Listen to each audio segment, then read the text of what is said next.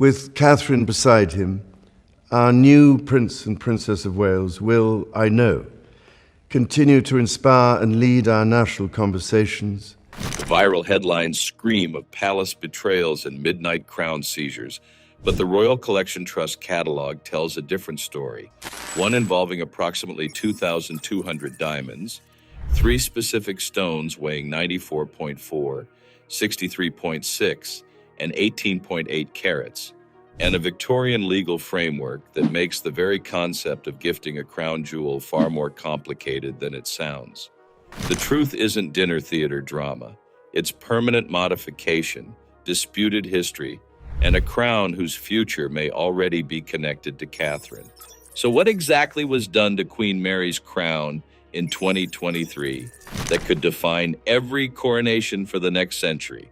The 1937 switch.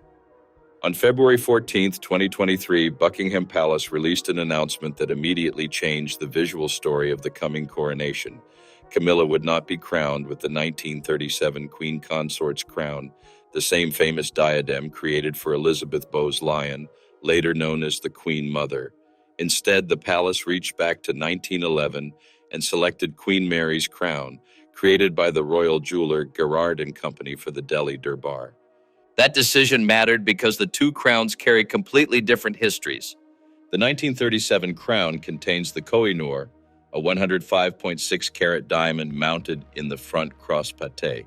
The Koh-i-Noor is not simply a large stone, it is one of the most politically sensitive objects in the crown jewels, claimed by India and associated with the transfer of power from the Sikh Empire to the British East India Company in 1849.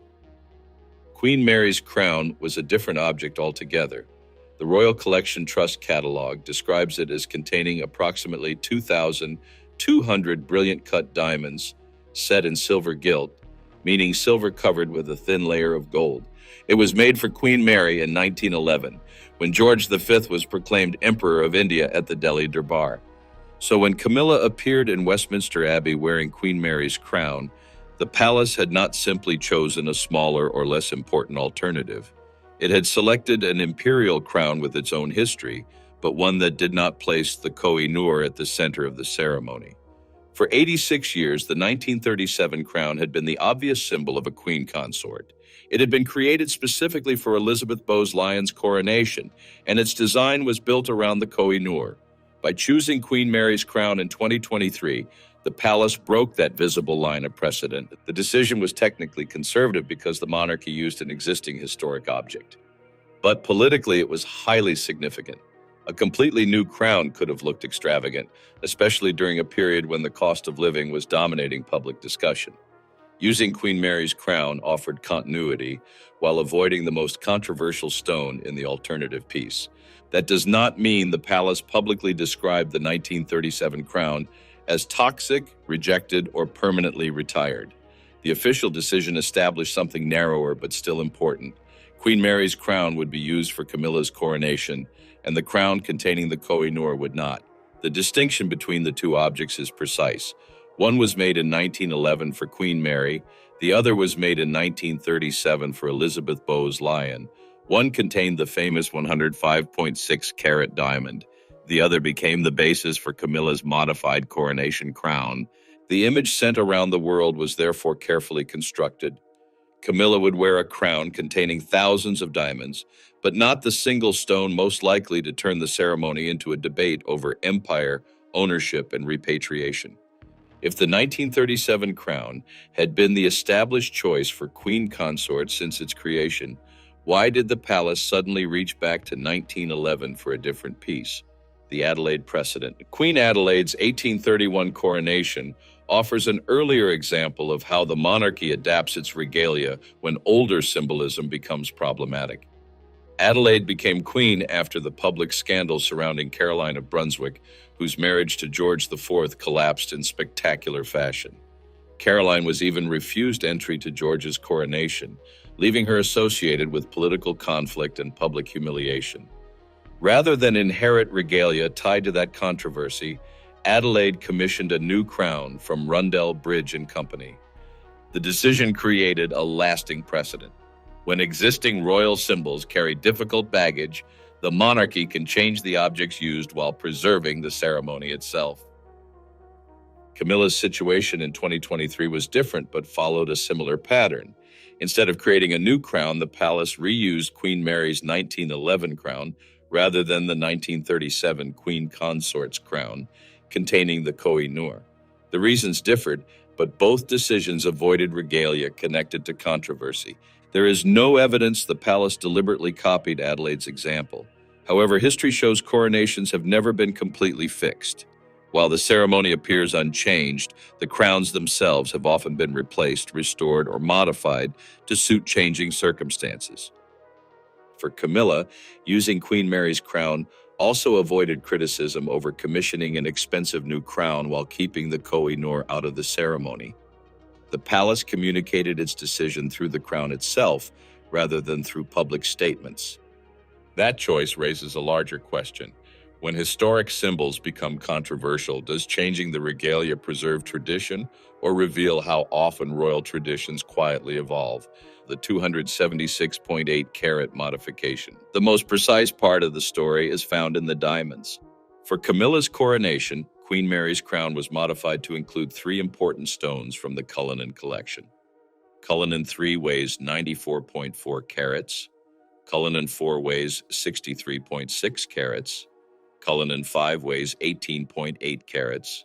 Their combined weight is 176.8 carats. That calculation is important because the figure sometimes repeated in versions of this story is 276.8 carats, but 94.4 plus 63.6 plus 18.8 equals 176.8. The corrected number still represents a remarkable amount of diamond weight, but accuracy matters when the entire story depends on exact measurements. Cullinan III is pear-shaped, Cullinan IV is square or cushion-shaped, Cullinan V is heart-shaped. These are not interchangeable stones pulled from an unknown jewelry collection. Each has its own identity, history, and place within the royal collection. The Cullinan 3 and 4 stones were associated with the Cullinan 3 and 4 brooch. Cullinan 5 was associated with the Cullinan 5 brooch. For the 2023 coronation, the stones were used in the modified design of Queen Mary's crown. The Cullinan name comes from the enormous rough diamond presented to King Edward VII in 1907. When that rough stone was cut, it produced several famous diamonds, including the Great Star of Africa in the sovereign's scepter. That connection gave the modified crown a different symbolic language. Instead of centering the 105.6 carat Koh-i-Noor, the design featured 3 Cullinan diamonds with a combined weight of 176.8 carats. The visual effect was powerful.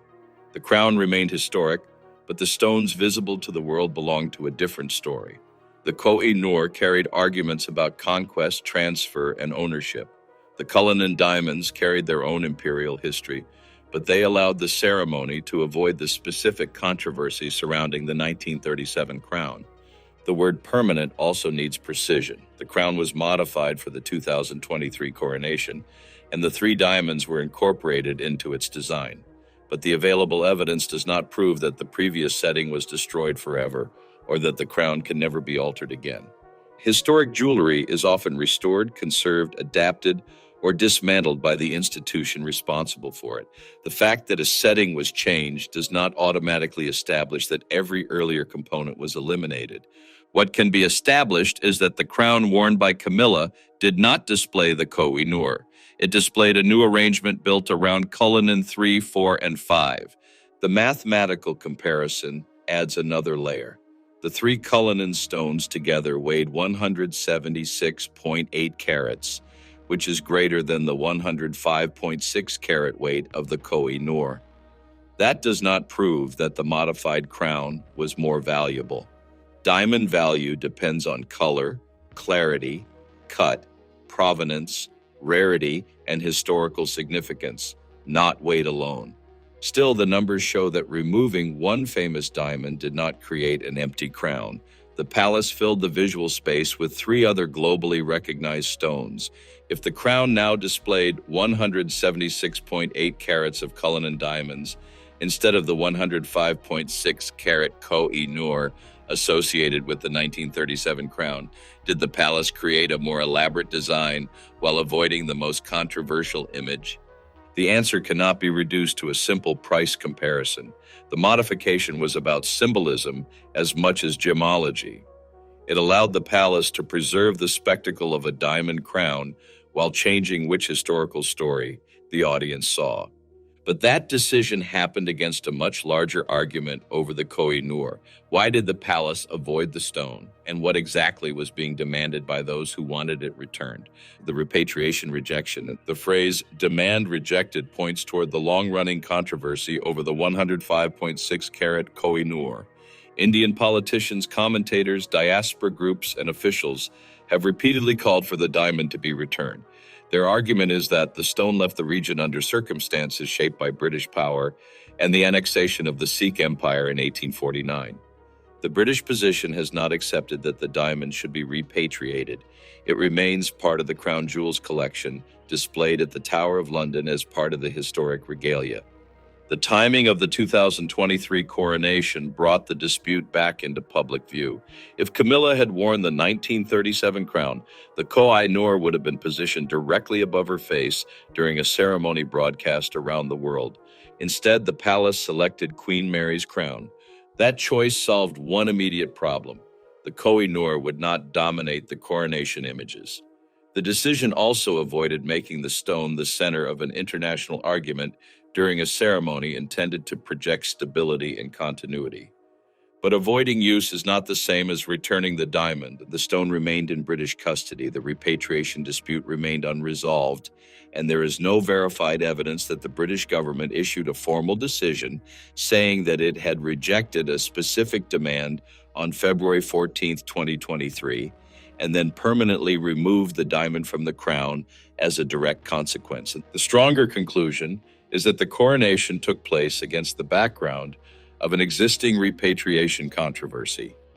The palace chose a crown that did not feature the Koh-i-Noor, while Britain retained possession of the stone. That distinction changes the meaning of the story. The crown switch was not a legal settlement, it was a ceremonial decision that reduced the immediate controversy without resolving the underlying claim.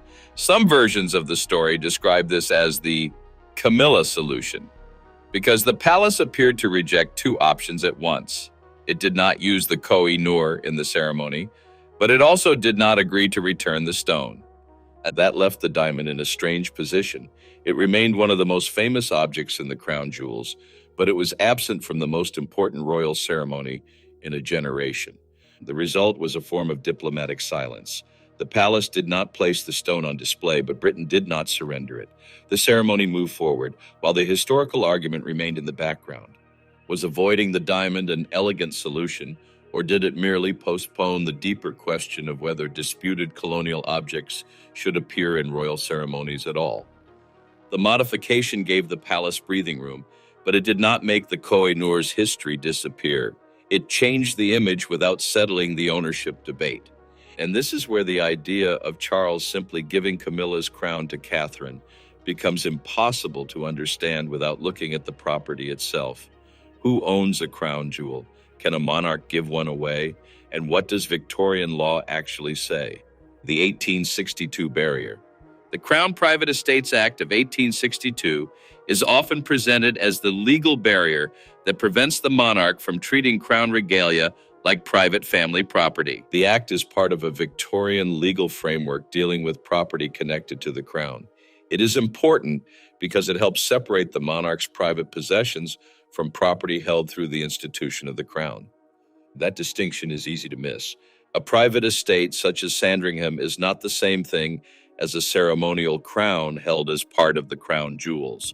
One can be treated as private property, the other is connected with the office, the collection, and the ceremonial role of the monarchy.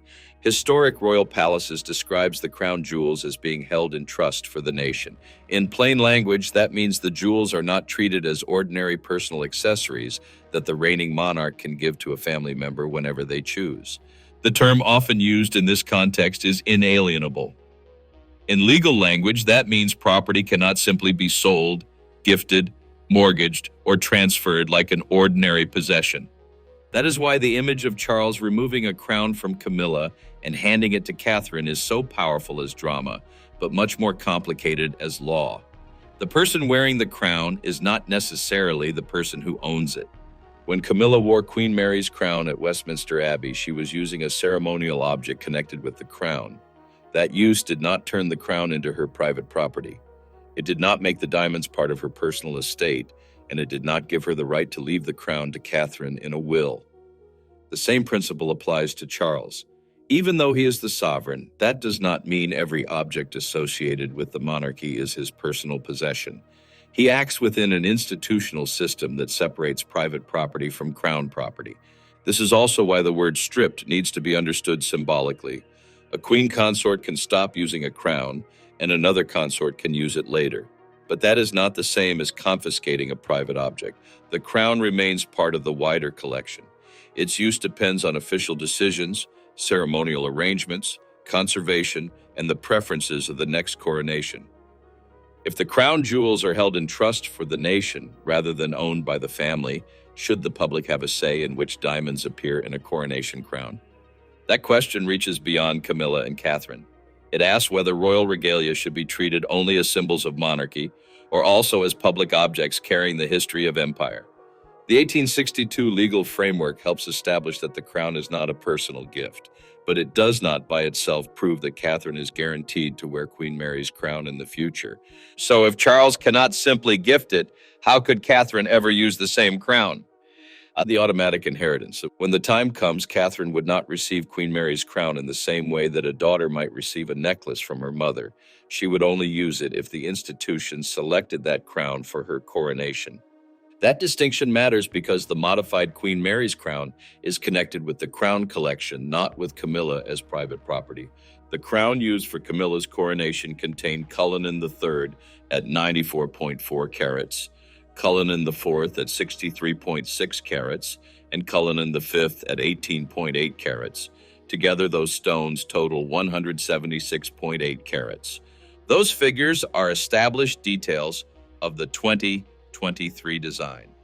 They do not establish that Catherine must wear the same crown later. A future coronation could use Queen Mary's crown again. It could use another historic crown. It could involve further conservation or modification. It could even lead to a new commission, as happened with Queen Adelaide in 1831. That is why the word inheritance must be used carefully. Catherine would not automatically inherit the object as personal property. She could become the next queen consort and gain access to the regalia chosen for that ceremony, but the selection would remain institutional. Nothing in the evidence proves that Queen Mary's crown is already sitting in the Tower of London, specifically waiting for Catherine. Nothing proves that Charles has promised it to her. And nothing confirms that the modified design will remain unchanged for the next coronation. What the evidence does reveal is more intriguing. Camilla's coronation created a new chapter in the history of a 1911 crown. The object was selected instead of the 1937 crown associated with the Koh-i-Noor, and its design was adapted to include 3 Cullinan diamonds. That decision may influence how the crown is viewed in the future. If Catherine wears it one day, audiences will not see only an old piece of jewelry. They will see the crown Camilla wore after the palace avoided the Koh-i-Noor controversy.